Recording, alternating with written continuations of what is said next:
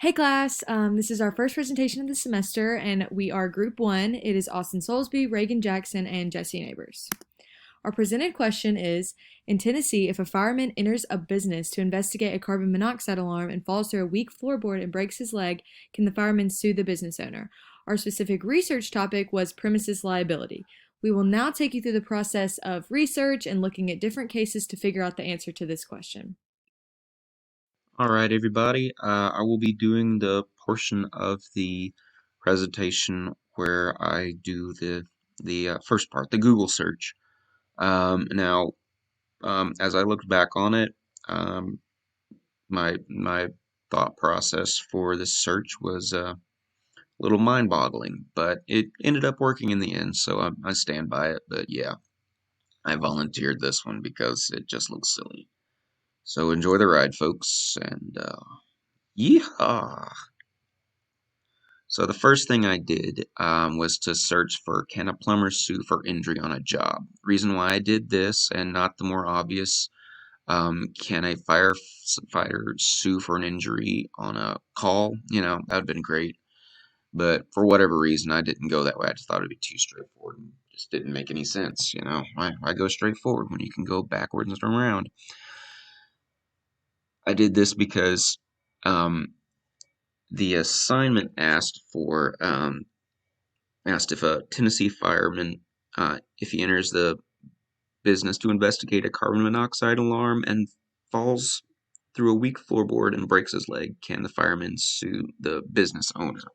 Well, it hit my spidey sense, and I felt like something was a little bit off. So I tried to think of other businesses that might go into somebody's house and could potentially get injured.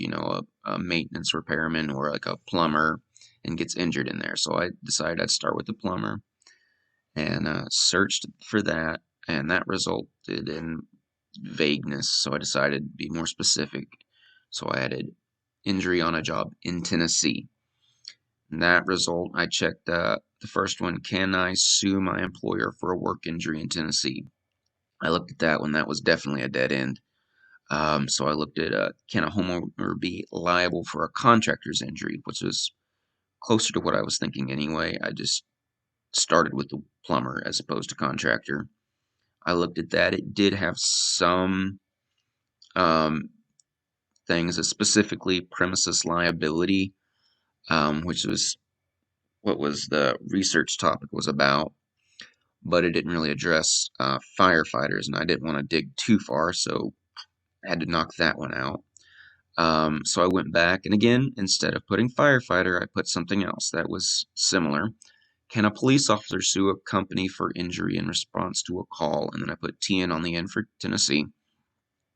First option I came to was the one I needed. I scrolled down and looked through the document, and I came to the first heading because it was initially about workman's comp.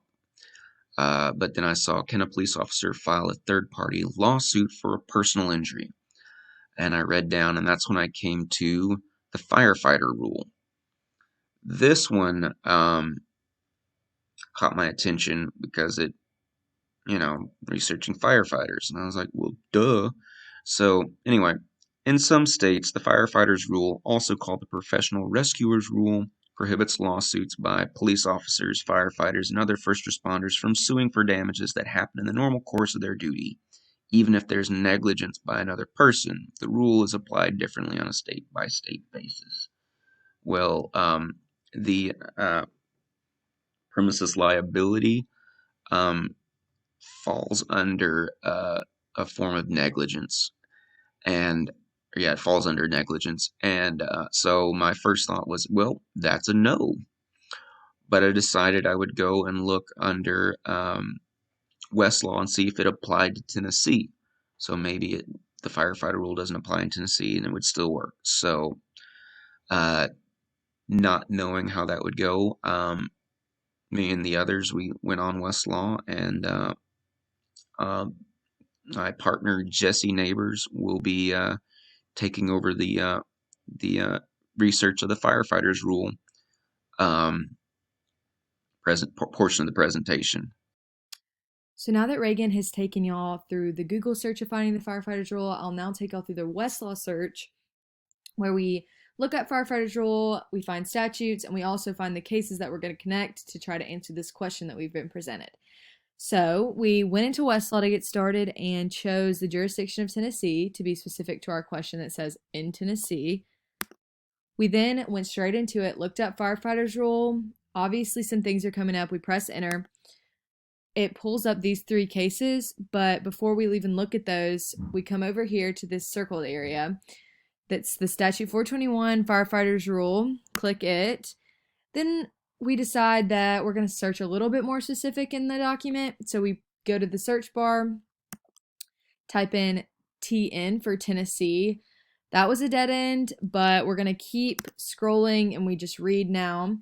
We find under the firefighters rule, one who negligently causes the event to which a firefighter or police officer responds owes no duty of care with respect to the initial negligent act. And the rule bars public safety officials from suing private parties for injury sustained in the course of the public safety officers' employment. The scope of the firefighters rule, which prevents police officers and firefighters from recovering for injuries arising out of the risk of their respective professions, includes both negligence in causing the incidents requiring the safety officer's presence and those risks inherent in fulfilling the police or firefighting duties. I'm not going to read this whole thing, but you're welcome to if you want to pause it and read it. We went over to this sidebar and added a little bit of notes to this page. We noted owes no duty, risks inherent, and specially trained, and we saved that. We then went to the main page again and went to firefighters rule because remember, we saw these 3 cases and we wanted to use 3 cases to kind of connect all of this and find our answer. So after choosing those, we click on the first one. We go a little bit, the first couple of lines, and we see the Court of Appeals held that policemen and firemen's rule, which would preclude a firefighter or police officer from recovering damages for injuries arising out of risks peculiar to their employment. We then type in risk peculiar to their employment, and it's basically a dead end. We just wanted to take a little bit out of that first case and be like, we're going to get more specific, but it was definitely a dead end. So we're just going to then put in firefighters rule and risk peculiar to their employment, and get a little bit more specific because just putting risks peculiar to their employment is too vague. It then pulls up the 3 cases again, and that's when we know that we have the cases that we need. We then pull up each case, save them to our folder. We name the folder firefighter. We then enter into our folders, and therefore, when we're here, we're allowed to search within our folder specific things, and we can look just in those 3 cases so we don't get lost in other cases. And also, we're just able to find more specific things inside of those to find a better answer to the question what we've been presented.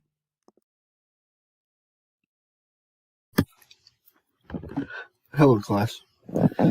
In order to find binding sources for my group's legal question, I first signed into Westlaw. Then I changed my jurisdiction to Tennessee.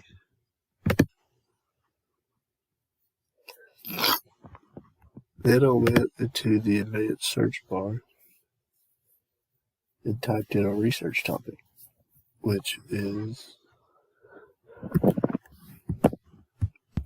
premises liability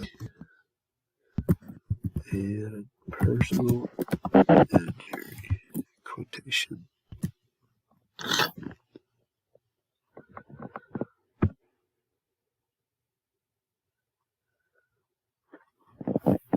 This brought me to a case involving premises liability. In this case, premises liability was one of the main legal issues. This case determined that property owners cannot be held liable for injuries if they had no constructive notice of the hazard.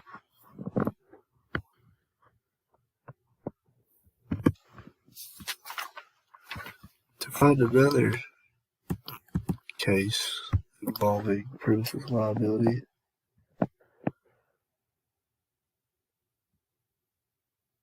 I typed in quotations, elements of premises liability.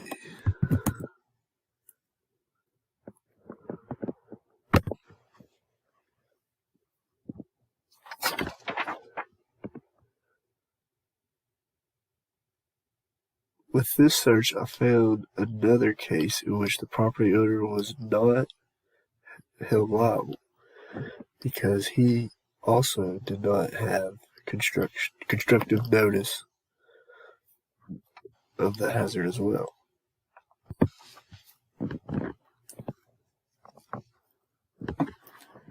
The facts of these cases sound very relevant to our legal questions, so I researched them and we decided to use these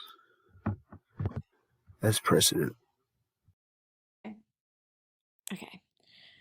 So now that you have heard the research and the cases that we've connected to the question and the statute of the firefighters rule, we have concluded with this written response to answer the question that we were presented at the beginning.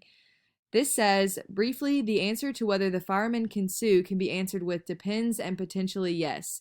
A twofold response will be required for a proper answer to the question of premises liability.